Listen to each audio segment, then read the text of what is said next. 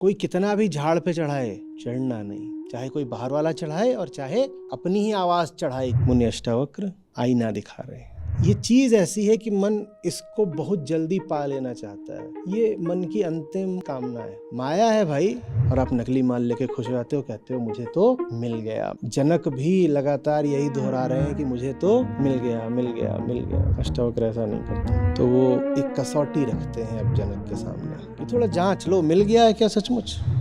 जो जगत से लेने आया है उसमें 6 लक्षण आपको दिखाई दे जाएंगे। जैसे शूर्पणखा का उदाहरण था, आई और लुभाने लग गई। राम लक्ष्मण दोनों बहुत लुभावना बन के जगत खड़ा हो जाता है। तब भी आपके मन में उसके लिए क्या होना चाहिए? एक स्वस्थ किस्म का तिरस्कार। शूर्पणखा को जब तिरस्कार मिल गया तो फिर क्या बन बैठी?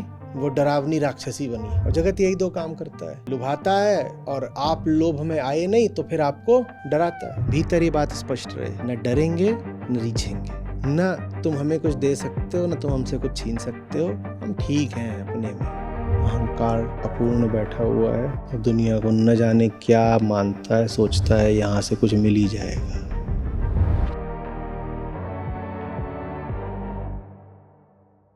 मुक्ति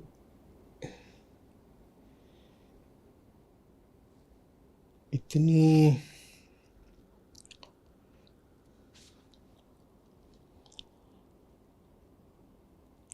आकर्षक होती है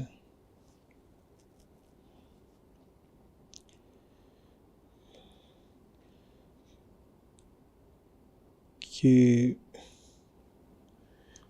व्यक्ति मन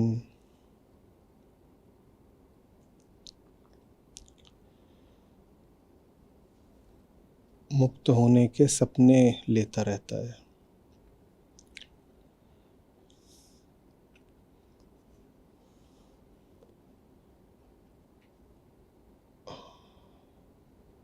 और बंधनों की इतनी आदत होती है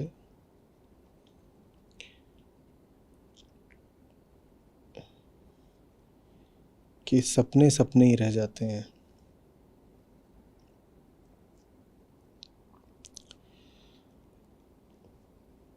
दोनों बातों को मिला करके ये निकलता है कि हम रहते तो बंधन में हैं और किसी प्रकार अपने आप को ही समझा लेते हैं कि हम तो मुक्त हैं।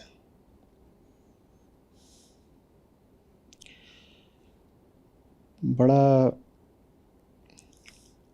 कष्टप्रद होता है स्वीकार करना कि बंधन में है, और बड़ा असंभव लगता है बंधनों को छोड़ भी देना। तो हम एक बीच का चालाकी भरा रास्ता निकाल लेते हैं, और वो रास्ता ये होता है कि रहो तो बंधन में ही और पूरी दुनिया को और स्वयं को ये घोषित करते रहो कि हम तो मुक्त हैं। अहम के लिए ये बड़े अपमान की बात होती है। अपनी ही दृष्टि में अपने अवमूल्यन की बात होती है कि कह दे कि मैं तो बंधन में हूँ। अवमूल्यन भी होता है और जिम्मेदारी भी आ जाती है। एक बार कह दिया कि बंधन में हो तो फिर मुक्ति का कुछ तो प्रयास स्वयं को दिखाना पड़ेगा ना। कोई इतना बोल के कैसा रह जाएगा कि मैं बंधन में हूँ। ये वक्तव्य कर्तव्य बन जाता है। इस वक्तव्य से आगे के लिए कर्तव्य का जन्म हो जाता है ना। हाँ भाई, बंधन में हो तो ऐसी सी बात है कि कोई बोले कि हाँ ये मेरी चाय है, इसमें मक्खी पड़ी हुई है, और चुस्कियाँ लेता रहे, ये विचित्र हो जाएगा। एक बार बोल दिया कि हाँ मक्खी पड़ी हुई है, फिर कर्तव्य खड़ा हो जाता है कि भाई मक्खी फेंको और चाय मंगाओ दूसरी। तो कौन ये वक्तव्य दे कि हम बंधन में हैं? कौन बोले? सीधे ही घोषित कर दो कि मुक्ति है। विचित्र है हाल हमारा। मुक्त अपने आप को घोषित भी करना होता है और मुक्त होना भी नहीं होता है। ये जटिल मन होता है। जो उसको चाहिए वो उसको पाता नहीं है, बस स्वयं को बताता है कि मिल गया। ये जटिलता है। और सरलता कैसी होती है? जैसे बच्चा होता है छोटा, उसको चाहिए तो चाहिए, उसको कुछ चाहिए, टॉफ़ी चाहिए, मिठाई, चॉकलेट, जो भी उसको चाहिए। अगर उसको नहीं मिली है तो आप उसको ये नहीं समझा पाएंगे कि तुझे मिल गई है। आप उसे कोई और धोखा दे सकते हैं, कह सकते हैं कल दे देंगे, कह सकते हैं कि ख़राब चीज़ होती है मत लो, किसी और विधि आप उसको थोड़ा समझा सकते हैं, लेकिन आप उससे ये नहीं कह सकते कि तुझे मिल गई है। प्रयास करके देखिएगा, बड़ा मुश्किल पड़ेगा। बच्चा कुछ भी मांग रहा है, मिठाई, खिलौना, कपड़ा, यही सब मांगते हैं वो। कभी किताब मांग लेते हैं, पेंसिल, पेन। आपने उसको दिया नहीं, आप उसे आश्वस्त करने में लगे हैं कि तुझे मिल गया है। वो तो नहीं मानेगा। आप उससे बोलें, वो पेंसिल मांग रहा है, आप उससे बोलें कि बोल कि तुझे पेंसिल मिल गई। वो तो, ये तो नहीं। हाँ, वो ये ज़रूर बोल देगा कि नहीं मिली है पर शायद कल मिलेगी। माँ बोल रही है कल दिला देंगे। इतना तो फिर भी ठीक है।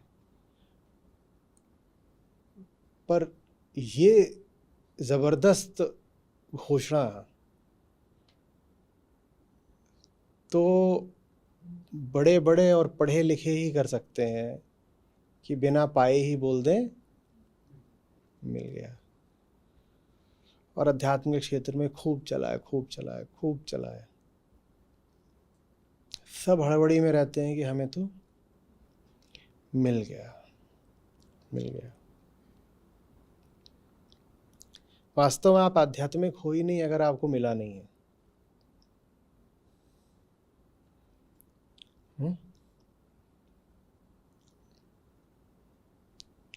एक आध 2-4 साल लगते हैं अध्यात्म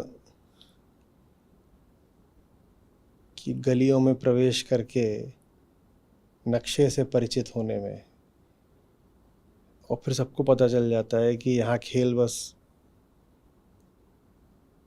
घोषित कर देने का है, स्वघोषित मिले हुए। सबको मिला हुआ है।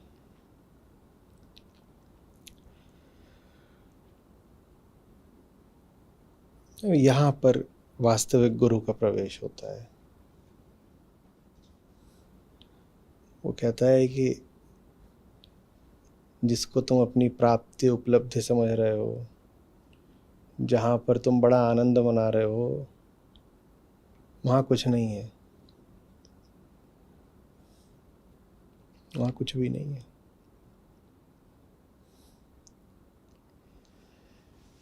गुरु का काम ही होता है शिष्य की अपेक्षा, उम्मीद, धारणा जो भी हो अपनी बनाकर बैठा है अपने प्रति, मान्यता, आत्म छवि, उसको ध्वस्त करना। सच्चे गुरु का काम होता है। झूठे गुरु का काम होता है कि वो आपकी सहायता कर दे घोषित करने में, डिक्लेयर करने में कि मिल गया। कहता है ऐसा ऐसा ऐसा ऐसा कर लो, और उसके बाद ऊपर अटारी पे चढ़ जाओ और वहाँ ज़ोर से पूरे शहर को चिल्लाओ, हो गया। ये झूठे गुरु की निशानी है। और सच्चे की निशानी ये है कि जब आप चिल्लाने को आतुर हो रहे होते हो कि पा लिया, हो गया, मिल गया, आनंदित हूँ, मुक्त हूँ, तो कहता है कुछ नहीं, अभी बहुत राह बाकी है। मुझे राही अभी नज़र आ रहा है ना। जब तक राहगीर है, राह खत्म कैसे हो गई?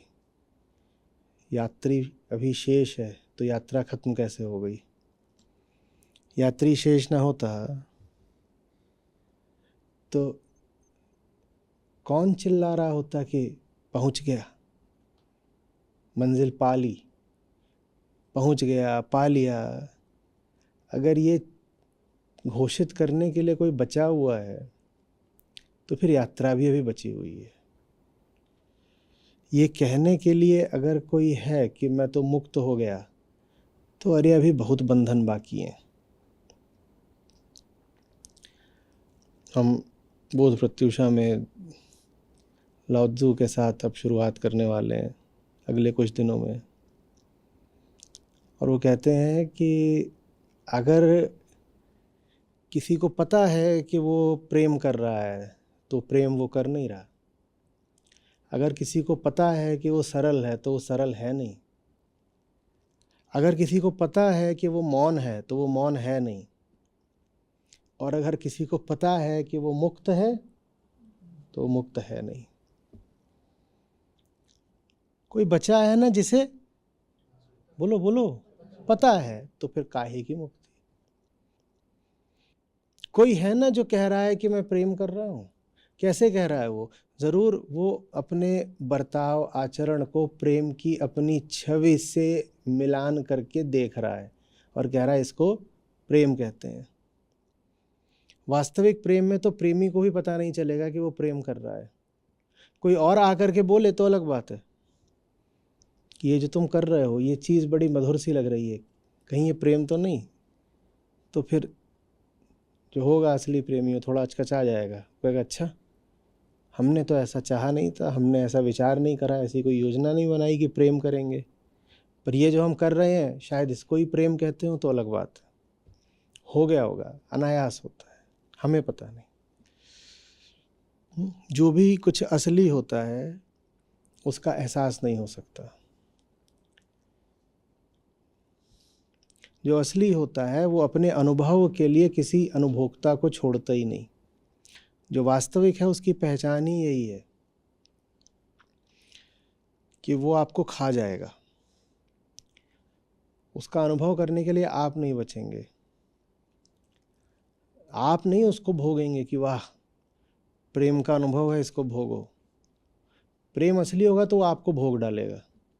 भोग डालेगा माने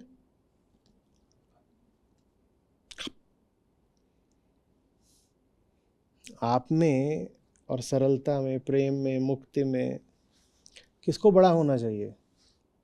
अहम और आत्मा में बड़ा किसको होना चाहिए? आत्मा को। असली नकली में किसको बड़ा होना चाहिए?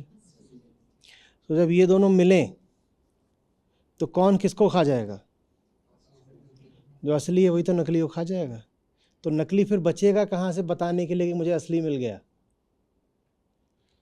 जो नकली है वो असली की खोज में घूम रहा है, लेकिन जब असली से मिलेगा तो असली और नकली के मिलन में बचेगा कौन? तो नकली कहाँ से आएगा फिर सबको जताने बताने के लिए कि मिल गया, असली जेब में रख के घूम रहा हूँ। और वो असली जो नकली की जेब में रखा जा सके क्या होगा? अरे नकली से भी नकली, नकली नकली, छोटा नकली। जैसे पिक्चरों में कॉमेडी होती ना कि एक तो होता है विलन और एक होता है छोटा विलन, तो वैसे ही एक तो होता है नकली नकली और एक होता है छोटा नकली। तो अहम को जो मुक्ति मिले उसे क्या बोलेंगे? पहली बात तो नकली मुक्ति है वो, और दूसरी बात वो अहम से भी छोटी मुक्ति है। अहम को मिल गई ना, वो कौन सी मुक्ति है जो अहम ने अपनी जेब में डाल ली, और अहम से भी छोटी है। तो अब क्या हुआ है? हुआ ये है कि 7वें प्रकरण में जनक महाराज ने खूब बार बार घोषित करा है कि अहो मैं तो आत्मा हूँ, अहो मैं तो आत्मा हूँ। अष्टावक्र खड़े सुन रहे हैं और जनक बोले जा रहे हैं मेरा हो गया, मेरा हो गया, ऐसा है वैसा है। तो लगता है 8वां प्रकरण और उसमें अष्टावक्र बड़ी शिष्टता से कुछ बातें कहते हैं। सीधे ही शिष्य को नहीं बोल देते कि बेटा थोड़ा संभल के। बहुत देखे हमने जिनको लगा था कि उनका हो गया, बहुत देखे हमने जिनको लग रहा था कि वो उड़ रहे हैं, ऊपर से ही गिर पड़ा मन माया के पास, मनवा तो पंछी भया उड़ के चला आकाश। बहुत हो देखे हैं हमने जिनको लगा था कि मैं तो पंछी हूँ, मैं तो उड़ रहा हूँ, और फिर धड़, ये क्या हो गया। तो अष्टावक्र अब कुछ बातें हैं जो जनक से कहेंगे ठीक है, आपको अभी लग रहा है कि आप महासमुद्र हो जिसकी लहरें आप पर कोई प्रभाव नहीं डालती, आप महासमुद्र हो जिसमें मन और जगत नाव की भांति तैर रहे हैं। ये सब आपको लग रहा है, बहुत अच्छी बात है और शुभकामनाएं आपके साथ हैं। हम तो चाहते ही हैं कि आपको ज्ञान हो, मुक्ति हो। हमारे आपके संवाद में आपका पहला प्रश्न ही यही था कि ज्ञान क्या है भाई, मिलेगा कैसे, मुक्ति कैसे होगी। तो हम और आप तो बात ही इसी उद्देश्य से कर रहे हैं कि आप उस बिंदु तक पहुंच जाओ, लेकिन साहब थोड़ा सतर्क रहिएगा। ये चीज़ ऐसी है कि मन इसको बहुत जल्दी पा लेना चाहता है। ये मन की अंतिम, उच्चतम, सबसे गहरी कामना है, लेकिन साथ ही साथ इस चीज़ का जो मूल्य है वो मन चुकाना नहीं चाहता। तो नतीजा क्या निकलता है? नतीजा निकलता है नकली माल में। आपने देखे ऐसे माल जो बहुत बहुत मांग में होते हैं, हर कोई उसको पाना चाहता है, लेकिन वो महंगे भी बहुत होते हैं। कुछ ब्रांड है, मान लो किसी ब्रांड का उदाहरण ले लो अपने ही मन में, हर कोई उस ब्रांड को पाना चाहता है पर वो बहुत महंगा है। और जब भी कोई ऐसी चीज़ होगी जिसे पाना तो हर कोई चाहता है पर वो महंगी बहुत है, तो तुरंत आप पाओगे कि बाजार में क्या उतर आया है? नकली उतर आया है। क्योंकि आप ये भी नहीं कह सकते कि नहीं चाहिए, चाहिए तो है। और आप ये भी नहीं कह सकते कि दाम चुका दूंगा, दाम आपके पास है नहीं चुकाने को। ना आप ये कह सकते हो कि नहीं चाहिए, क्योंकि वो चीज़ इतनी ऊंची है कि आपको चाहिए। ना आप ये कह सकते हो कि ठीक है, चीज़ चाहिए है तो दाम पूरे चुकाऊंगा, उतना बड़ा आपका दिल नहीं कि दाम पूरे चुका दो। तो फिर बाजार में क्या उतरते हैं? काउंटरफीट, स्प्यूरियस, नकली, फर्जी सामान, जिसमें फिलिप्स की स्पेलिंग में डबल एल होता है।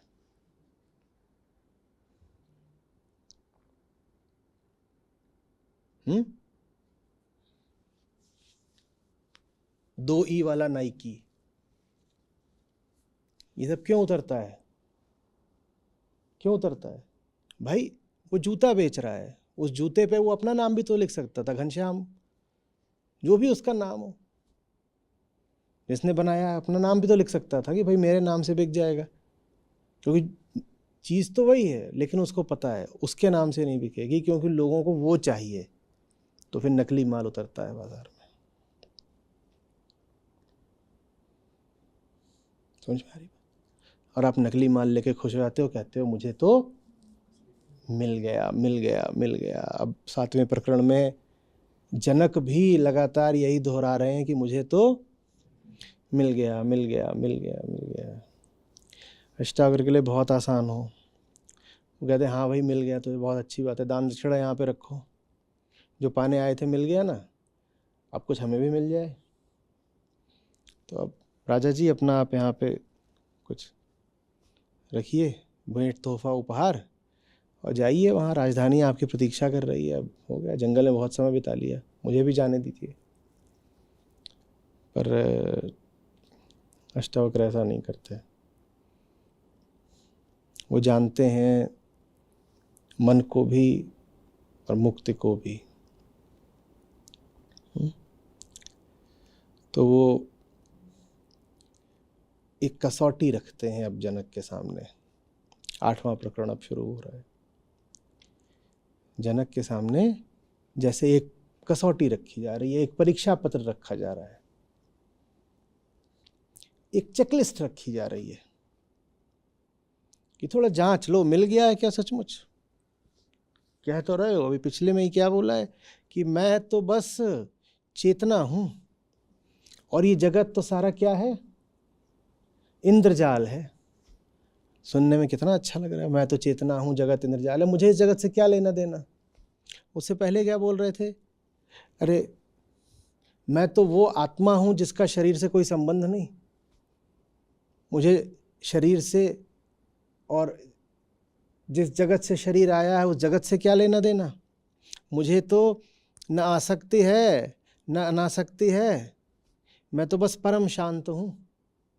क्या बात है, अष्टाग्र बैठे ऐसे सुन रहे, बातें तो सारी सही कर रहे हैं महाराज हमारे, लेकिन थोड़ा जांचना पड़ेगा ना कि कुछ हुआ भी है या बस ऐसे ही।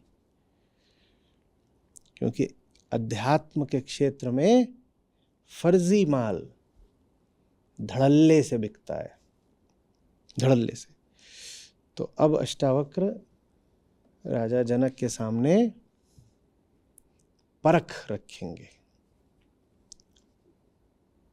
परीक्षण की कसौटी रखेंगे कि आप तो कह रहे हो कि आप आत्मा हो, मुक्त हो, चिन्मात्र हो, पर हो कि नहीं हो वो जानने के लिए कुछ आपसे बातें कहेंगे। और 8वां प्रकरण जो है ये पूरा इसी पर है। 7वां प्रकरण मुक्ति पर था, 8वां प्रकरण बंधन पर है। 7वें प्रकरण में सिर्फ किसकी बात हुई है और 8वें प्रकरण में बंधन ही बंधन की बात होगी। अब मैं आपसे पूछ रहा हूँ ज़्यादा उपयोगी कौन सा प्रकरण है? 8वां। मुक्ति बड़ी, हमने आज आरंभ में कहा ना, क्या होती है? आकर्षक होती है। और मन खट से दावा कर देना चाहता है, तब हमें कोई ऐसा चाहिए होता है जो क्या दिखा दे? आईना दिखा दे। ये मुंह और मसूर की दाल, क्या मिल गया? क्या मिल गया? तो यहां पर मुनि अष्टावक्र आईना दिखा रहे हैं। उनका प्रयोजन ये नहीं है कि राजा जनक को सिद्ध कर दें कि राजा अभी तुम बंधन में ही हो, ना ना ना।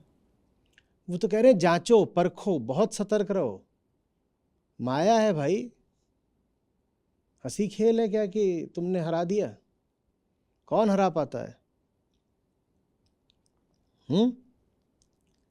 पीर पैगंबर औलिया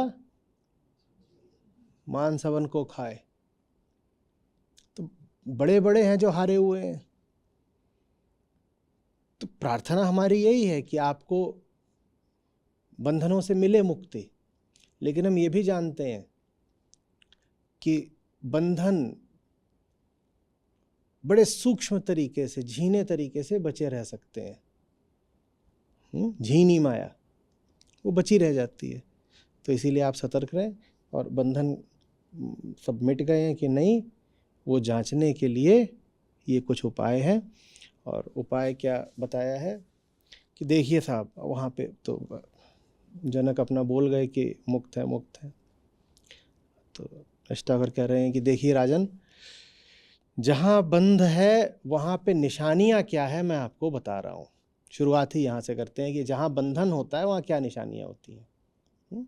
ये एक विनम्र और शिष्ट तरीका है कहने का कि क्या, थोड़ा ज़मीन पर रहिए, थोड़ा रुकिए, थोड़ा जांच लीजिए। यदि आपको ज्ञान हो ही गया है तो बहुत ही अच्छी बात है, पर कहीं ऐसा ना हो कि हुआ नहीं है पर भ्रम है, और ना हुआ हो और भ्रम हो जाए कि है, ये बड़ी खतरनाक बात होती है। तो इसीलिए जब भी आपको चुनाव करना हो मान्यता बनाने का कि मैं ज्ञानी हूं कि अज्ञानी हूं, सदैव क्या कहना चाहिए? मैं अज्ञानी हूं।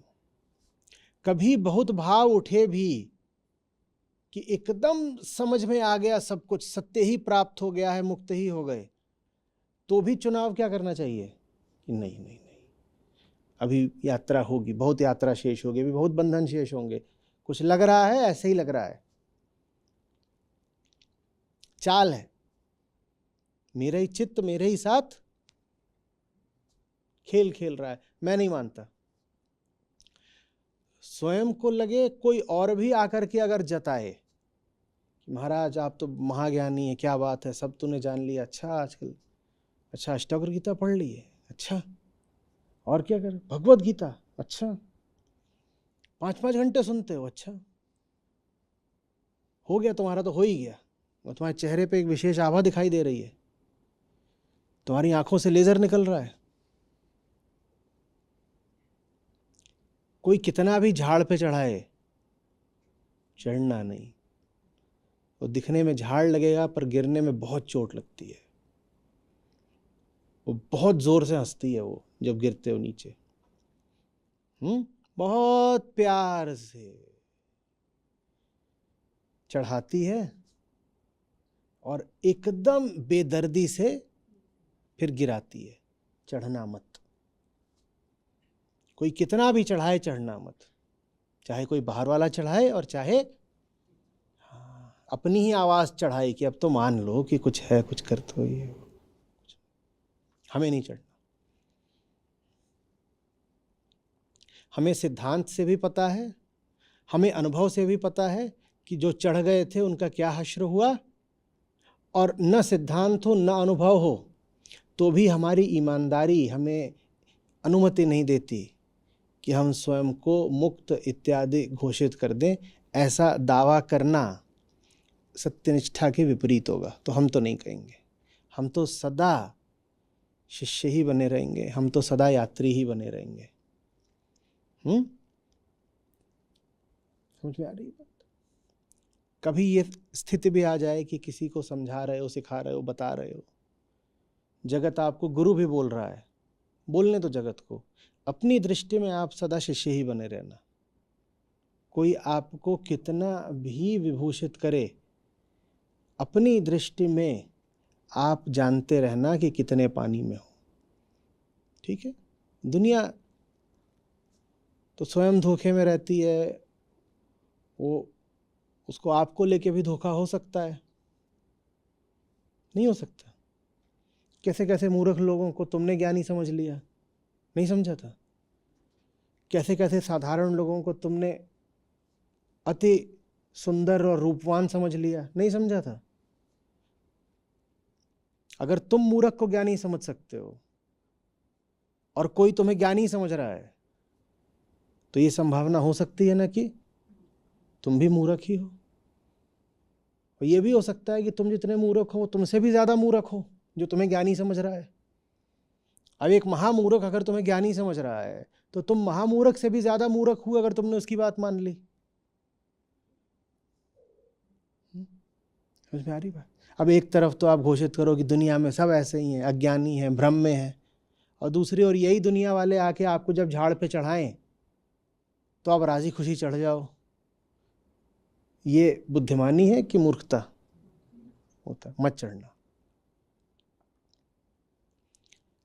आप ही बोलते हो ना कि दुनिया के लोग कैसे हैं सब,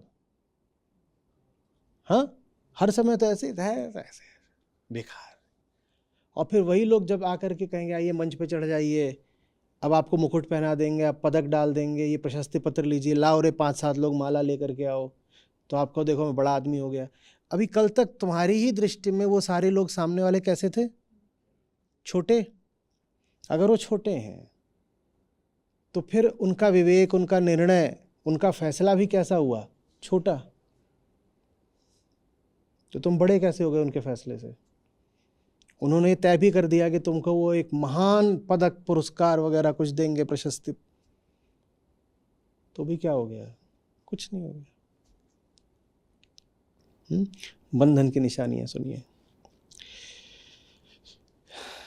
इन सब शब्दों को लिख लीजिएगा, ठीक है? और ये अभी जो चारों श्लोक हैं, इन चारों श्लोकों में 15 से ज़्यादा ऐसे शब्द आएंगे जो आपको बता देंगे। उनमें से एक भी अगर आप पर लागू होता है तो जान लीजिए कि अभी चलना है दूर मुसाफिर, अभी मामला दूर का है। तदा बंधो, बंधन है जहाँ, वहाँ क्या क्या होता है? यदा चित्तम किंचित वांछते, मांगता है, थोड़ा भी अगर मांगता है तो बंधन है। किंचित वांछते, शोचते, शोक करता है।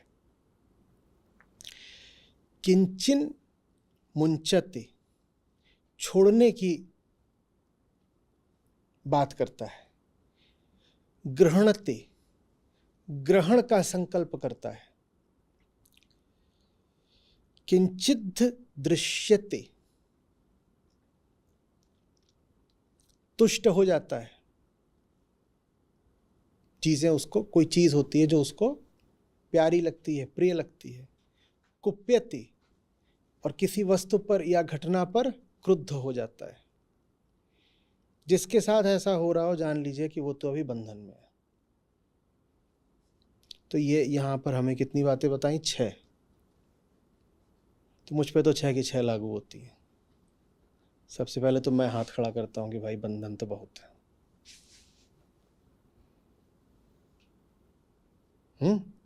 क्या बोली? पहली बात क्या बोली? किंचिद वांछते, ठीक है, कि किसी चीज को चाहता है।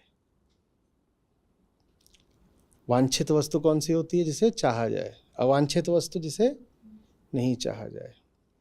शोचते, और किसी चीज के लिए शोक करता है कि मिल गई कि छूट गई, किसी भी स्थिति में शोक हो सकता है।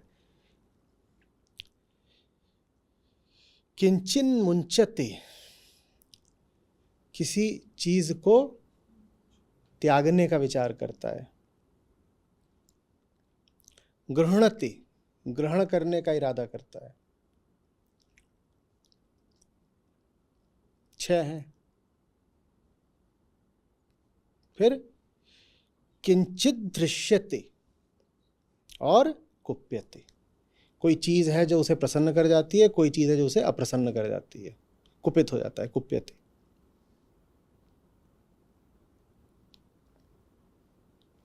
ये लक्षण है। तो महाराज थोड़ा पुनर्विचार करिएगा। ये जो आपने अभी पीछे 5 एक के बाद एक बम मारे हैं मुक्ति के, थोड़ा पुनर्विचार कर लीजिएगा। बाकी मैं कौन होता हूं? अपने अपने मन के सब राजा हैं। अपने मन की आप जाने। गुरु की करनी और गुरु की करनी और चेले की करनी चेला। तो मैं अपनी राह देखूंगा, आप अपनी राह देखिएगा। लेकिन मैं आपसे कुछ बातें निवेदित कर देता हूँ। आप मेरे पास आए हैं तो आपके सामने सच रखना, दर्पण रखना मेरा दायित्व है। तो मैंने ये आपको 6 बातें बोली कि मन जो कुछ पकड़ने छोड़ने का विचार करे, मन जो किसी बात पर प्रसन्न प्रसन्न होता हो, मन जिसके लिए कुछ अभी वांछित है, कुछ अवांछित है, ये मन तो अभी बंधन में ही है। तदा बंधो यदा 1 2 3 4 5 6। जहाँ ये 6 हैं, ये और ये 6 क्या है? ये सब चित्त के उन्होंने लक्षण बताए या चित्त की अवस्थाएं बताई। यदि ये 6 हैं तो समझ लीजिए कि अभी वो नहीं हुआ जिसका दावा आपने पिछले 5 वक्तव्यों में अपने करा है। आज तुम सबसे पीछे बैठ गए। ये द्वैत होता है। यहाँ पे 3 जोड़े मिले ना अभी द्वैत के। 3 जोड़े अभी श्लोक में आए ना, तो द्वैत यही होता है, सबसे आगे और फिर सबसे पीछे। यही बोल रहा हूँ। सबसे आगे आने की बहुत कोशिश मत करना, सबसे पीछे पटक दिए जाओगे। माया यही करती है, वो खट से सबसे आगे बुला लेती है आपको। क्षण भर की आपको प्रसन्नता दे देती है और फिर बड़ा लंबा झटका। मत स्वीकार करो जब क्षण भर की प्रसन्नता मिल रही हो, उससे आगे बहुत देर तक फिर दुख भोगना पड़ेगा। आ रही बात समझ में? स्पष्ट हो रहा है मामला? अभी आगे और बताएंगे। और मैं समझता हूँ ये जो 8वां प्रकरण है, ये अष्टावक्र संहिता के सबसे मूल्यवान प्रकरणों में से है, खास तौर पर उनके लिए जो पुराने खिलाड़ी हैं, 8-10 साल से ध्यान वगैरह कर रहे हों या ग्रंथों का सेवन कर लिया है या मंदिरों में जाकर के खूब भक्ति कर ली है, तो उनके लिए ये जो 4 बातें हैं, 4 श्लोक हैं मुनि अष्टावक्र के, ये एकदम परख का काम करेंगे। 4 की ज़रूरत नहीं है, पहले में ही अटक जाओगे। पहले की भी ज़रूरत नहीं है, पहले में अगर 6 कसौटियाँ बताई हैं तो उन 6 में भी जो पहली है उस पर ही अटक जाओगे। समझ में आ रही है बात? किंचिन मुंचते, ये तीसरी है वैसे तो, पहली क्या है? किंचित वांछते, वहीं पे अटक जाओगे। कोई है यहाँ पे जो कुछ भी ना चाहता हो?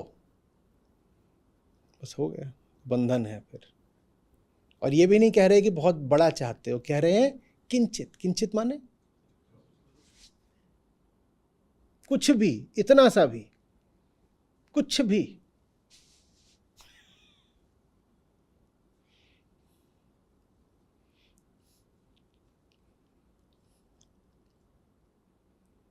आ रही बात समझ में? मन में ये सब जो लहरें उठती हैं, इनको देखना कहीं ज्यादा उपयोगी है बजाय आत्मा को लेकर के बड़ी महान गुरुतर गूढ़ अभिव्यक्तियां करने के। हर तरह के लोग रहे हैं अध्यात्म में जिनको हम महान बोलते हैं, उन महानों में भी कम से कम 2 श्रेणियां पाई जाती हैं। एक वो जो बड़े बड़े भारी भरकम वक्तव्य देते हैं, वो महान है और उनकी गुरुता को मैंने खूब नमन भी करा है। और दूसरी तरफ वो हैं जो बड़ी सीधी साधी सरल बातें बोलते हैं, जो कभी नहीं कहते कि वो महाज्ञाता हैं या अध्यात्म तो किसी परलोक की बात है और विशिष्ट जनों का ही क्षेत्र है। मेरे विचार से ये जो दूसरे लोग हैं जिनका अध्यात्म एकदम जमीन से जुड़ा होता है, जो जिंदगी की बात करते हैं, जो मिट्टी की बात करते हैं, ये लोग ज़्यादा उपयोगी होते हैं। हो सकता है जिन्होंने अपने आप को लेके बड़ी घोषणाएं करी हैं, उनकी घोषणाओं में सत्य हो। हम कौन होते हैं फैसला करने वाले? होगा शायद सत्य, लेकिन उपयोगिता तो उन्हीं की बातों में है जिन्होंने हमारी ज़मीनी सच्चाई को हमारे सामने रखा है, जिन्होंने हमारे दिन प्रतिदिन के व्यवहार से अहंकार का यथार्थ निचोड़ लिया है।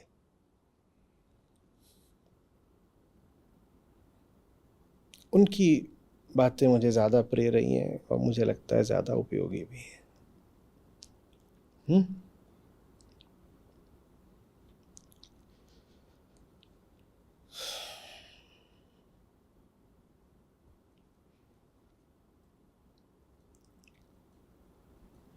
कुछ प्रिय लगे, कुछ अप्रिय लगे, कुछ पकड़ना है, कुछ छोड़ना है, किसी चीज़ को लेकर हर्ष है, किसी चीज़ को लेकर शोक है, ये सब इस बात की निशानी है कि अभी दुनिया को समझ नहीं रहे हो।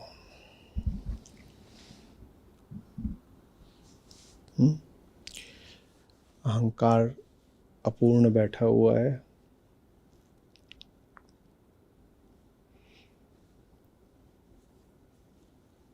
दुनिया को न जाने क्या मानता है, सोचता है यहाँ से कुछ मिल ही जाएगा, बड़ी आशा बांधता है कुछ मिल जाएगा, और नहीं मिलता तो गुस्साता भी है। जैसे कि मिलने वाला ही था, बस चूक गए, हम ही अभागे रह गए। बस बस बाजी अपने ही हाथ में थी, अंत में जा कर के कुछ ऊंच नीच हो गई। मान्यता ये है कि मैं हूं और दुनिया है, और दुनिया मेरा मन घर सब भर देगी। ये बंधन है। जब तक ये मान्यता रहेगी तब तक दुनिया से बंधे हुए ही रहोगे। काम सबको दुनिया में ही करना है,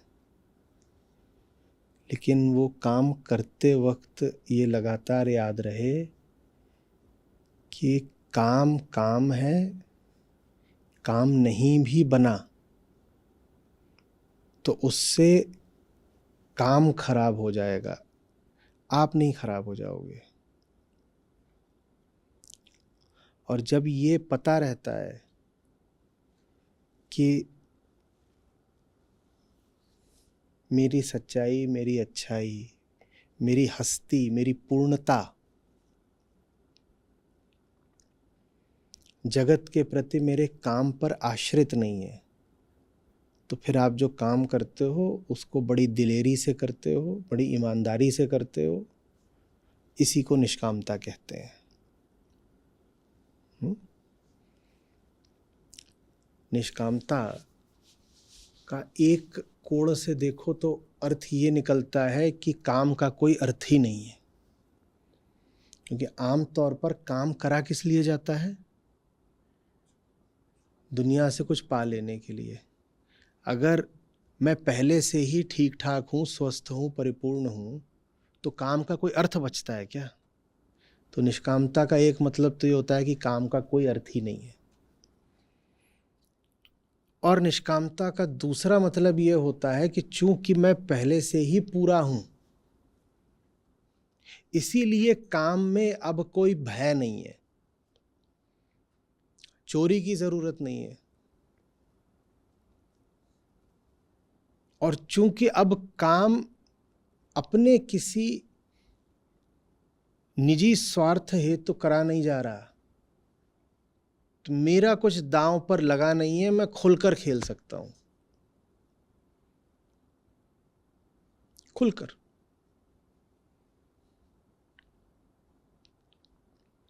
तो ये दो कोण हैं देखने के। पहला कहता है नथिंग टू गेन, दूसरा कहता है नथिंग टू लूज। पहला कहता है काम में कोई अर्थ नहीं, क्योंकि कुछ मिलना ही नहीं है, मैं तो पहले से ही भरपूर हूं, तो कुछ मिलना नहीं है। तो कहता है कुछ है ही नहीं पाने को। पर अगर दूसरे कोण से देखो तो निष्कामता काम में आपको दिलेर बना देती है। कहती है तुम कुछ खो तो नहीं सकते ना, तुम पहले ही परिपूर्ण हो, तो अब खुलकर खेलो, नथिंग टू लूज, खुलकर खेलो। और ये दोनों बातें एक साथ चलती हैं। इसको ऐसे कह सकते हो, पहले कहा था, ज्यादातर हम लोग ये चाहते हैं कि ऐसी स्थितियों में आ जाएं जहां हमारा कोई नुकसान ना हो सकता हो। चाहते हो ना? सबके लिए ये कितनी एक काम में स्थिति होती है, प्रतीक्षित स्थिति होती है कि अब मेरा कोई नुकसान नहीं हो सकता। जैसे आपका एक 100% इंश्योरेंस हो गया हो, मेरा कोई नुकसान हो ही नहीं सकता। लेकिन उस स्थिति में आने के लिए आपको ऐसा होना पड़ेगा कि आपका अब कोई लाभ भी नहीं हो सकता। You can have nothing to lose only when you have nothing to gain. दोनों एक साथ चलते हैं।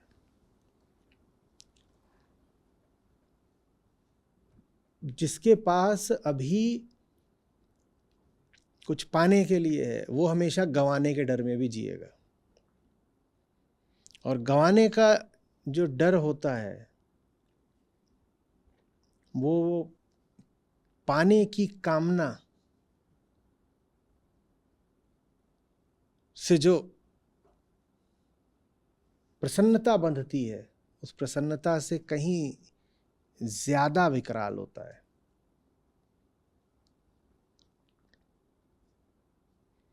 कहीं ज्यादा।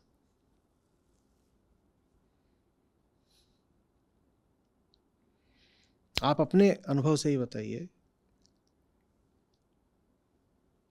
आपको दो स्थितियां दी जाएं, उन दोनों स्थितियों में आपके लिए ज्यादा भयावह क्या है? पहली, तुम जो चाहते हो तुमको नहीं मिलेगा। दूसरी, तुम्हारे पास जो कुछ है सब छिन जाएगा।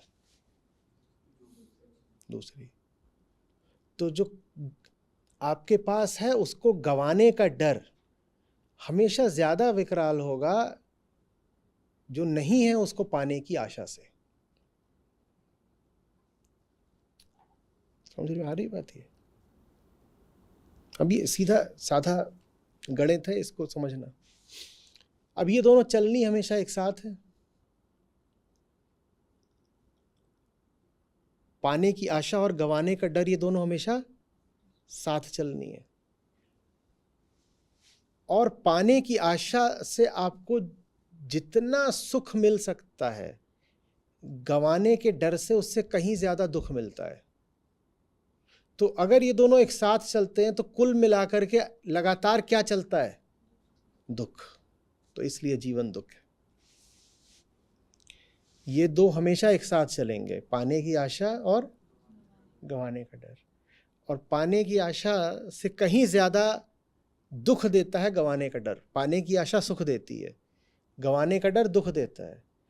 और उस सुख से ये दुख कहीं ज्यादा भयंकर होता है। अभी हमने प्रयोग करके देख लिया ना। आप सबके कुछ अरमान हैं, आपसे कहा जाए आपके अरमान पूरे नहीं होंगे, एक बात। और दूसरी बात कही जाए आपके पास अभी भी जो कुछ है सब छिन जाएगा, आपकी हस्ती ही छिन जानी है। तो इन दोनों में से कौन सा ज्यादा वक्तव्य आपके लिए दुखद था? दूसरा। तो जो है उसको गंवाने का दुख हमेशा ज्यादा भयंकर होता है। तो ले देकर जीवन दुख हो जाता है। दोनों चीजों को मिला दो, जीवन दुख हो जाता है। द्वैत के ये दोनों पक्ष हैं, ये दोनों इकट्ठे चलते हैं, ठीक है, लेकिन ये दोनों एक दूसरे को कैंसिल आउट नहीं करते। ऐसा नहीं होता कि जितना सुख है उतना ही दुख है तो मामला बराबरी का हो गया, न्यूट्रलाइज हो गया। ऐसा नहीं होता है। ये दो एक साथ चलते हैं, सुख और दुख चलते एक साथ हैं, लेकिन दुख हमेशा सुख से भारी होगा।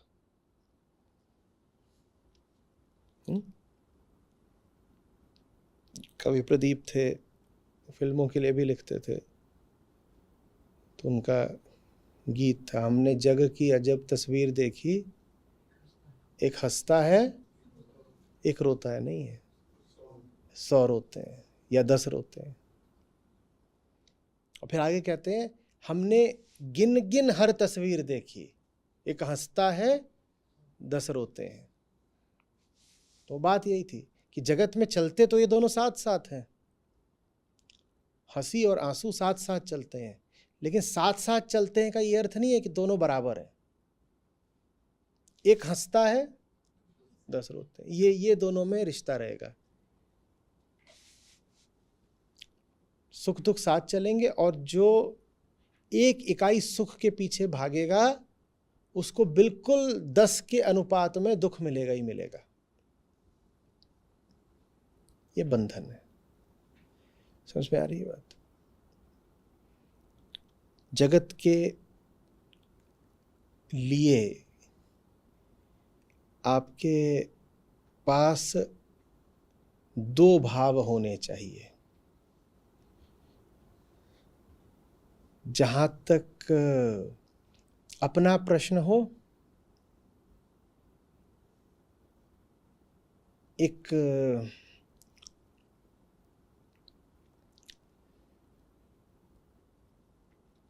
एक स्वस्थ किस्म का तिरस्कार। जैसे कोई आपको ललचा रहा हो, लुभा रहा हो या डरा रहा हो।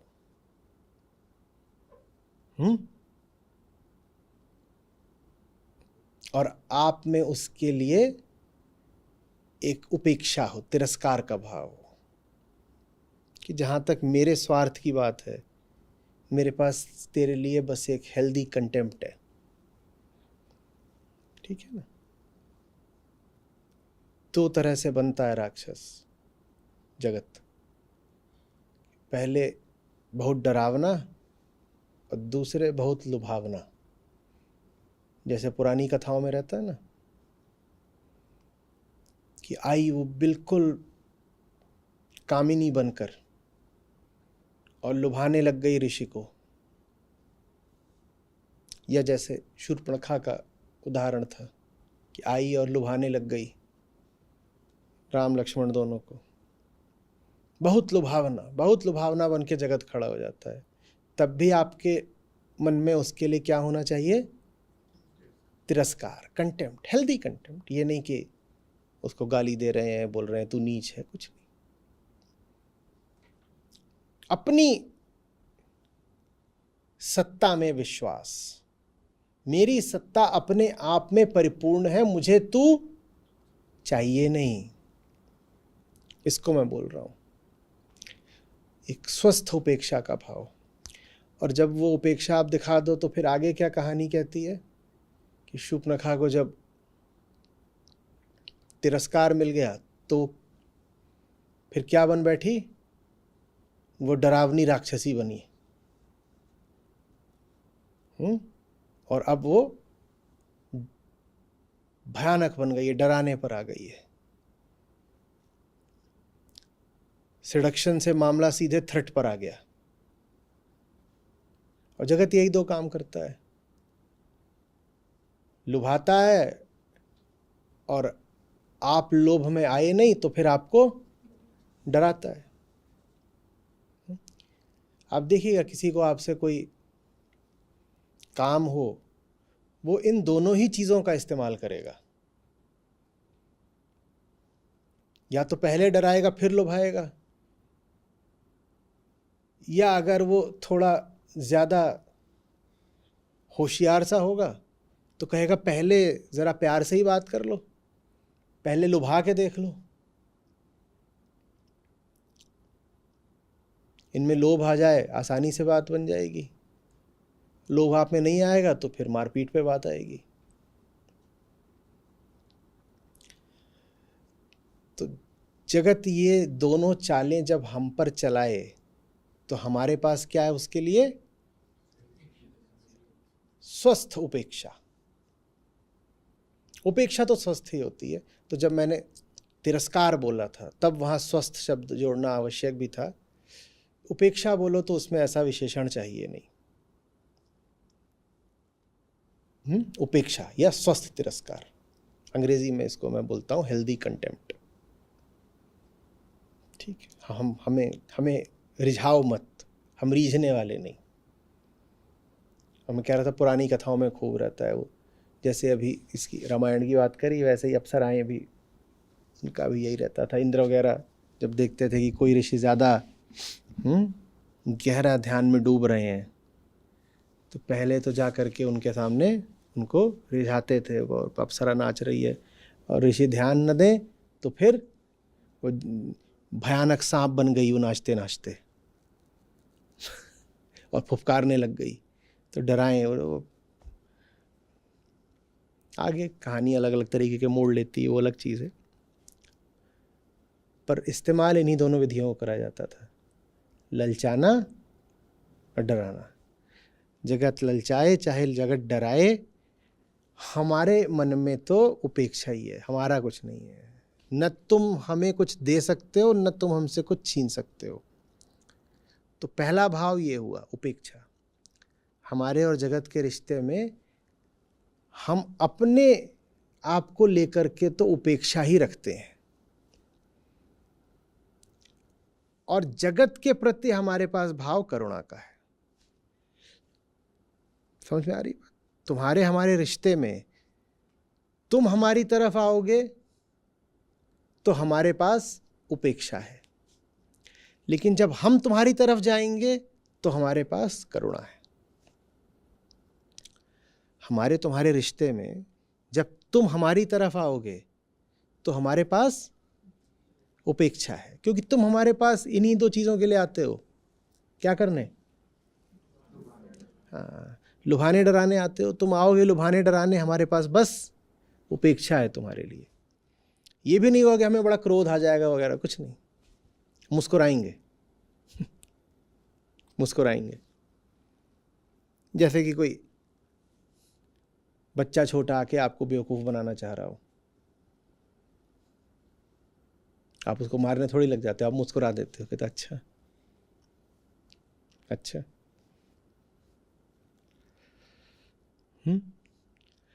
और कभी हम तुम्हारी ओर जाएंगे तो भाव किसका रहेगा? ना हम तुम्हें ललचाने जा रहे हैं, ना हम तुम्हें डराने जा रहे हैं, ना हमें तुमसे कुछ चाहिए, और ना हम तुम्हारे पास स्वयं को बचाने आ रहे हैं। हम तुम्हारी ओर किस लिए आ रहे हैं? करुणावश। ये है जगत से मुक्त संबंध।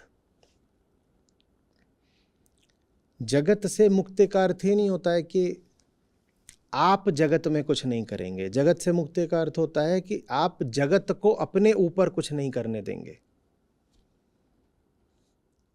मैं मुक्त हूं तुमसे, माने मैं तुमसे मुक्त हूं। इसका अर्थ ये नहीं है कि मैं तुम पर कुछ नहीं कर सकता, मैं तो तुम पर करूंगा, क्योंकि मैं देख रहा हूं कि तुम्हें मेरी आवश्यकता है। मुक्ति का अर्थ यह है कि तुम मुझ पर अब कुछ नहीं कर सकते। बराबरी का रिश्ता नहीं है। इसीलिए तो जगत मुक्त व्यक्ति से इतना चिढ़ता है, कहता है अच्छा जी, हम आपका कुछ कर नहीं सकते, आपको डराएं तो आप डरते नहीं हैं, आपको रिझाएं तो आप रिझते नहीं हैं, और आप चाहते हैं कि जब आप हमारी ओर आएँ तो हम आपकी बात सुने। हम भी फिर आपकी क्यों सुने? हम भी आपकी क्यों सुने? जब आप हमारी नहीं सुनोगे, हम आपको डराने गए थे आप डरे, हम आपको डराने गए थे आप डरे, हम आपको अपनी कहानी सुनाने गए थे, आपने ध्यान दिया, आप मुस्कुरा रहे थे, आपके मुंह से स्पष्ट था कि आप हमारी कहानी को भाव ही नहीं दे रहे।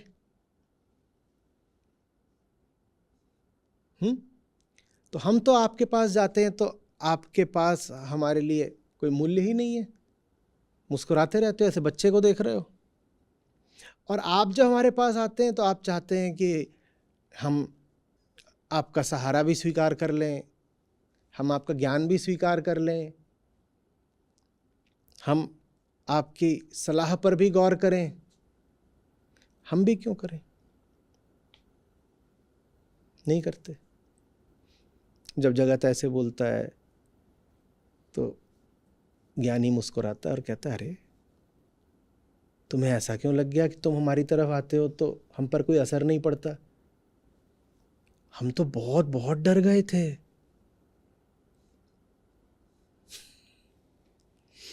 और तुमने जो कहानी बताई हमें तो पता है वो बिल्कुल सच्ची है। तुम्हारी सारी कहानियां सच्ची होती हैं।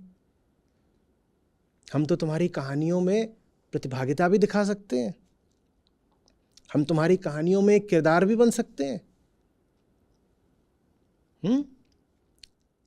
अब तो सुनोगे हमारी सलाह, अब तो स्वीकार करोगे हमारा सहारा? तो जगत कहता है हाँ, अगर मामला बराबरी का हो तो हम कर लेंगे, पर हम तुम्हारी तभी सुनेंगे जब तुम हमारी सुनो।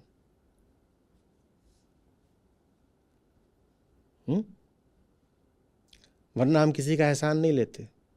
तुम आए हो हमारी मदद करने तो फिर हमें भी अधिकार होना चाहिए तुम्हारी मदद करने का। अब ज्ञानी बेचारा क्या करे, उसको तो किसी मदद की ज़रूरत है ही नहीं। और जगत कह रहा है, जगत का अहंकार, जगत कह रहा है कि हम तुम्हारी मदद तभी लेंगे जब तुम हमारी मदद लो। तो फिर ज्ञानी भी जगत की कहानी में किरदार बनना स्वीकार कर लेता है, कहता चलो ठीक है, अगर मैं तुम्हारे बीच रह करके कमज़ोरी का प्रदर्शन नहीं करूँगा तो तुम इतना शर्मा और घबरा जाओगे कि तुम अपनी कमज़ोरियाँ मुझसे छुपा लोगे। जिसमें आप जैसी कमजोरियां होती हैं ना, उसके सामने आप अपनी कमजोरियां प्रकट कर देते हो कि नहीं? और जिसको आप पाते हो कि आपसे बहुत ऊंचा है, उसके सामने आप झूठ बोलना शुरू कर देते हो कि आप भी बहुत ऊंचे हो, क्योंकि बराबरी करनी है ना, बराबरी करनी है। जब आपके सामने कोई खड़ा हो जाए बहुत ऊंचा बनकर, तो आपको ठेस न लगे, इसके लिए आप उसके सामने क्या प्रदर्शित करते हो? मैं भी बहुत ऊंचा हूं, मैं भी बहुत ऊंचा हूं। आप अगर बहुत ऊंचे हो ही तो फिर आपकी मदद कैसे हो सकती है? तो ज्ञानी भी कई बार जगत से अपने संबंध में जानबूझ करके ये प्रदर्शित करता है कि वो बहुत ऊंचा नहीं है। बहुत ऊंचा हो गया तो जगत उसके सामने फिर बंद हो जाएगा, खुलेगा नहीं। और खुलेगा भी तो झूठ मूठ का खुलेगा, बात सच्ची नहीं रह जाएगी।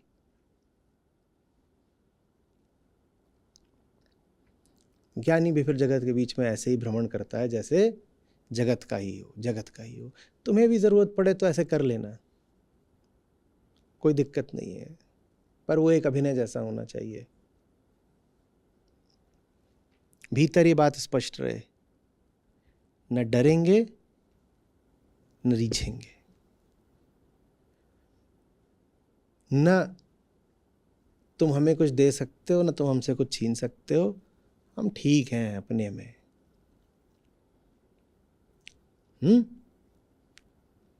समझ में आ रही है बात? ये हम यहां तुमसे कुछ लेने नहीं आए। हाँ, यदि संभव हुआ तो कुछ दे देंगे। हम तुमसे कुछ ले नहीं रहे हैं, तुम्हें कुछ दे रहे हैं। देना अपना कर्तव्य मानते हैं, उसी को करुणा कर्तव्य कहते हैं। जगत से आपका रिश्ता कामना का है तो भी आप कर्तव्य खड़े करते हो, कामना कर्तव्य। जगत से आपका रिश्ता निष्कामना का है तो आपका करुणा कर्तव्य खड़ा हो जाता है। करुणा कर्तव्य को बंधन नहीं मानना है, करुणा कर्तव्य ही मुक्ति है। ऋषि अष्टावक्र इस समय राजा जनक के प्रति अपने करुणा कर्तव्य का ही निर्वाह कर रहे हैं।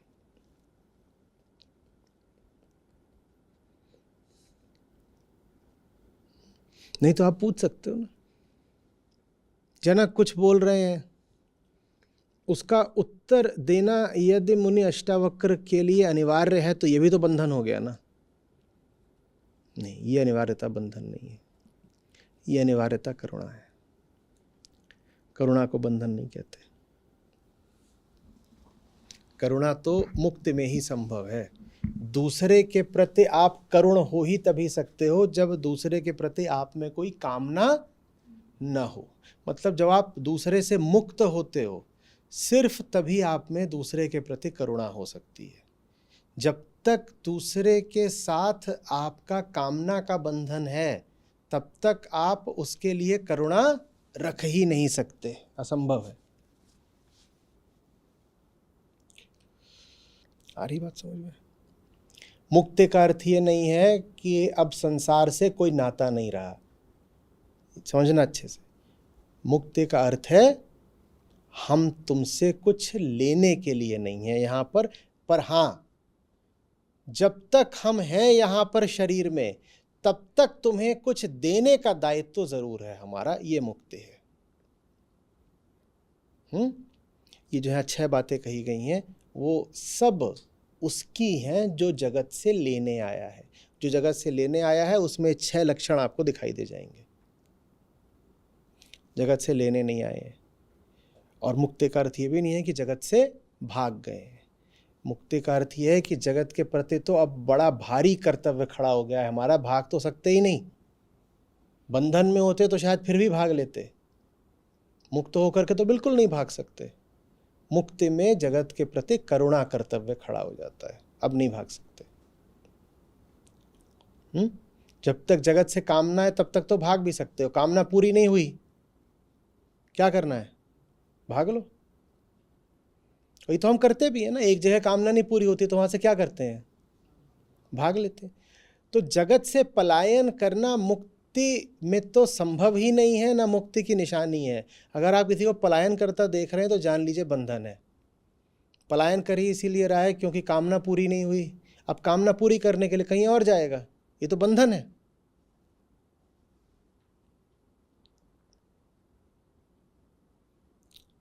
जो छोटा नहीं होता वो भागता नहीं है, वो देता है। न दैन्यम न पलायनम, न दीनता न पलायन।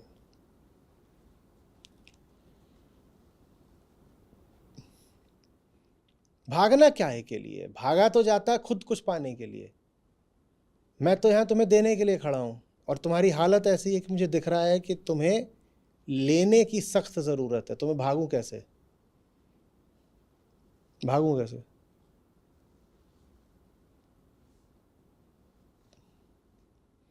उल्टा हो सकता है, बल्कि संभव है कि तुम भाग रहे हो, मैं पीछा करूं। लूटने के लिए नहीं भाई, देने के लिए।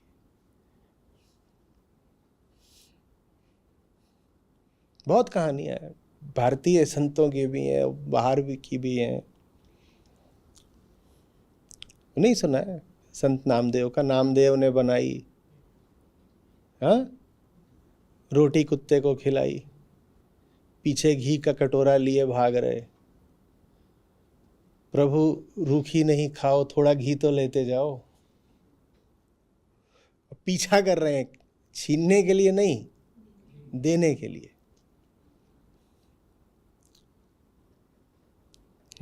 रोटी बनाई होगी, कुत्ता आ गया। अब रोटी तो ऐसा नहीं है कि कुत्ते के लिए बनाई होगी, स्वयं के लिए बनाई होगी रोटी। कुत्ता आ गया तो ले भाई, तू ही ले ले। और कुत्तों की आदत होती है, जैसे उनको कुछ माल मिलता है वो उसको लेके कहीं थोड़ा इधर उधर होते हैं कि कोने में जाके खाएंगे, तो वो रोटी लेके भगा होगा। ये अपना कटोरी में घी भी रखे होंगे साथ में, कि तो उसके पीछे पीछे भाग रहे हैं कि अरे ये घी छूट गया, ये तो ले जा।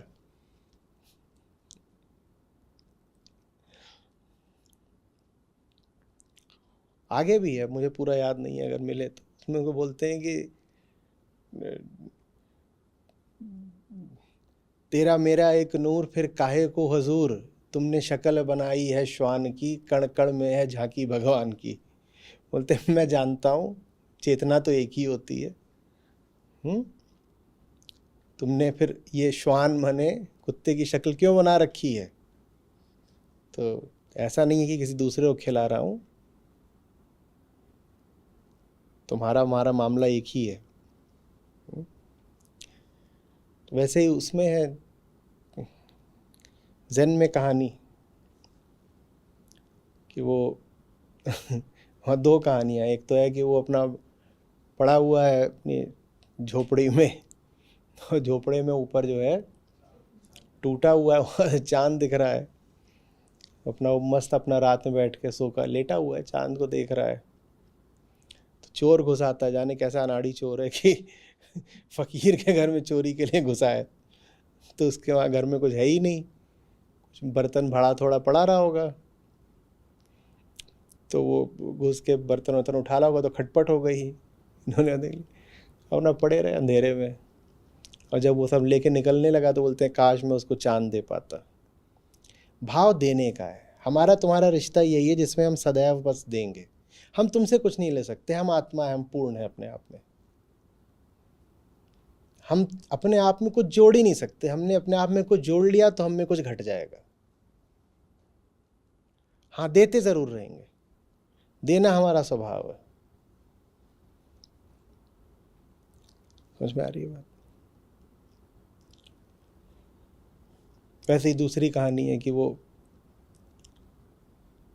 इनके हाथ आए, ये पड़े हुए थे, तो वो चीज़ें लेके भाग रहा है, सारी चीज़ उठा लिए। उसमें जूते भी थे इनके, तो अंधेरा था देख नहीं पाया, तो एक ही जूता उठाया, उसकी जोड़ी छूट गई। तो वो चलता है तो पीछे पीछे जो दूसरी जोड़ी थी वो लेके उसके भागते हैं। बोलते हैं अरे एक जोड़ा क्या करेगा, ये भी लेता जा। वो सोच रहा है कि पकड़ने के लिए आ रहे हैं, वो और जोर भाग रहा है। ये कह रहा है, पीछे मुड़ के देखता है, कहता है अरे रे रे रे, जूता लेके मारने आ रहा है, बहुत मारेगा, हाथ में जूता पकड़ रखा है। समझ ही नहीं रहा कि जूता देने के लिए आ रहे हैं। तो ये सब है, मीठी कथाएं हैं, भाव वही है, जगत के प्रति संबंध करुणा का। हम मुक्त हैं। मुक्त का अर्थ ये नहीं है कि जाके कहीं गुफा में बैठ जाएंगे, कुछ लेना देना नहीं है। सन्यासी की बड़ी उल्टी छवि बन गई है। मुक्त का अर्थ है कि बहुत लेना देना है, इतना लेना देना है कि तू चोरी करके भाग रहा होगा, हम तेरे पीछे पीछे भागेंगे। तो दुश्मनी करने आया था, जैसे वो father forgive them for they know not what they are doing. शायद जिंदगी का आखिरी पल आने वाला है, लेकिन फिर भी तुम्हारे प्रति करुणा है। सुकरात को तो बोले ही गया था कि भाग जाओ, वो तब भी नहीं भागने को तैयार। बोले भाग जाओ, छोड़ देंगे। अरे कैसे, क्या ये इतने लड़के हैं, इनको इतनी बातें बताई, और अब मैं जान बचाने के लिए भाग जाऊं? मेरे पास जीने के लिए भी कितने साल होंगे? मैं मान लो 5-10 साल और जीऊँगा, बूढ़ा तो हो ही गया हूँ। पर उस 5-10 साल के लिए पूरी ज़िंदगी में जो करा, 50-60 साल, वो सब खराब कर दूं क्या? बोले कोई बात नहीं, दे दो, कहाँ है तुम्हारा हेमलॉक दिया था, जहर लाओ। सब उनके खड़े हुए थे, उनके सामने ही पी लिया, अपना लेट गए, बहुत शांति से पिया रहे, कोई बात नहीं। प्लेटो बाद में लिखते हैं कि वो उस पल में भी हमें सिखा ही रहे थे। He was a teacher right till the end. हम मृत्यु में भी तुम्हें कुछ सिखा कर जाएंगे, लेंगे तुमसे कुछ नहीं। और तुमसे जो लेंगे वो वैसा ही होगा। बहुत प्रतीकात्मक बात है, तुमसे जो लेंगे वो वही होगा जो तुम दे सकते हो। तुमने क्या दिया? सुकरात को जहर ही तो दिया, तो तुम तो जहर ही दे सकते हो। तो क्या लें तुमसे? तुमसे कुछ नहीं लेना। तुमसे कुछ ले लिया तो जहर जैसा ही है। हाँ, देते हुए जाएंगे। तो सुकरात का जो आता है पूरा विवरण वो ये है कि वो लेट जाते हैं। जो जहर पिया था वो ऐसा होता था कि पहले टांग को सुन्न करता था, और फिर ऊपर सुन्न करते करते करते करते यहाँ जब दिल तक पहुँच जाता था, पैरालिसिस करता था वो मसल्स का। फिर जब दिल तक पहुँच जाता था तो आदमी मर जाता था। इस पूरी प्रक्रिया में कुछ शायद आधा घंटा या कुछ समय लगता था। तो उन्होंने पी लिया और जा कर के लेट गए, और फिर वहाँ पर जो उनके साथ खड़ा हुआ था जिसने पिलाया था, वो पूछ रहा है अभी आपको पाँव प्रतीत हो रहे हैं? बोले नहीं, अब पाँव नहीं हो रहे, फिर ये नहीं हो रहे। और फिर पूरी शांति के साथ आंखें अपना मूंद ली, और पूरी प्रक्रिया में उनके सारे तो क्या ही, जो उनके प्रमुख शिष्य थे वो वहाँ खड़े हुए थे, वो देख भी रहे थे। तो आखिरी क्षण में भी सिखाएंगे ही, चाहिए तुमसे कुछ नहीं, चाहिए कुछ नहीं। हर्ष होगा भी यदि हमें तो अपने लिए नहीं, तुम्हारे लिए। दुखी होंगे भी तो अपने लिए नहीं, तुम्हारे लिए। जितनी बातें यहाँ एक परख के तौर पर अष्टावक्र दे रहे हैं जनक को, उनमें सब में जो केंद्रीय लेकिन छुपा हुआ शब्द है वो है अपने लिए। अपने लिए नहीं शोक करूँगा, अपने लिए नहीं पकड़ूंगा छोड़ूंगा, और अपने लिए नहीं रुष्ट या तुष्ट होऊंगा। ये सब अगर होना भी है तो तुम्हारे लिए। हाँ, कभी तुम मुझे मेरे वास्ते आओगे कुछ देने, तो मेरे पास क्या भाव है? अपेक्षा। हम मुस्कुरा देंगे। तुम हमें डराने आए हो और तुमने पूरी जान लगा दी हमें डराने में, और हम तुम्हें कैसे देखेंगे? ये भी नहीं कि गुस्सा आ गया कि हमें डराने आए हो, डर तो नहीं ही गए, क्रोधित भी नहीं होगा कि डराने कैसे आ गया, कुछ भी नहीं। हम मुस्कुराएंगे, तुम डराओ हम मुस्कुराएंगे, बस यही जवाब है। सारी बात समझो। लेकिन ये हो सकता है कि तुम्हारा कुछ अहित हो रहा हो तो हम डर जाए, ये हो सकता है। कितनी महान करुणा है। तुम हमें हमारा अहित दिखाने आए, उसमें तो हम नहीं डरते, पर डर अगर कभी हमें लगेगा भी तो तुम्हारे लिए। वो करुणा है। हो रही स्पष्ट बात?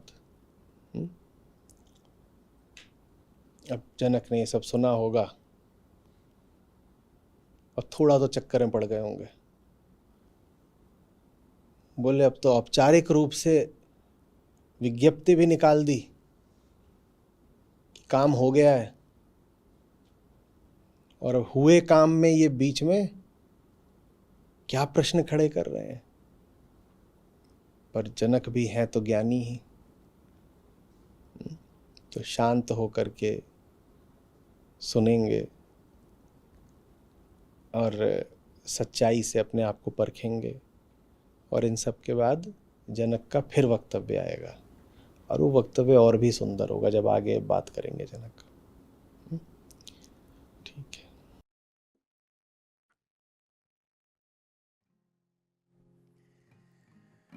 बंधे को बंधा मिला, छूटे कौन उपाय।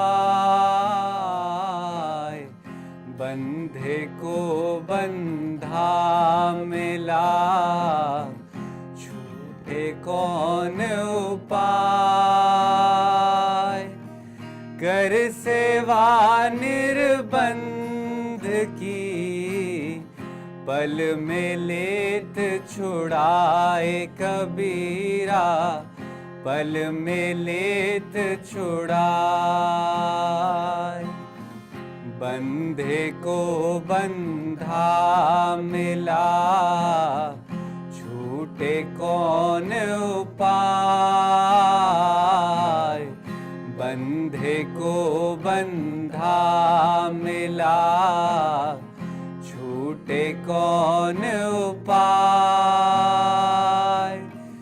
कर सेवा निर्बंध की, पल में लेत छुड़ाए कबीरा, पल में लेत छुड़ाए।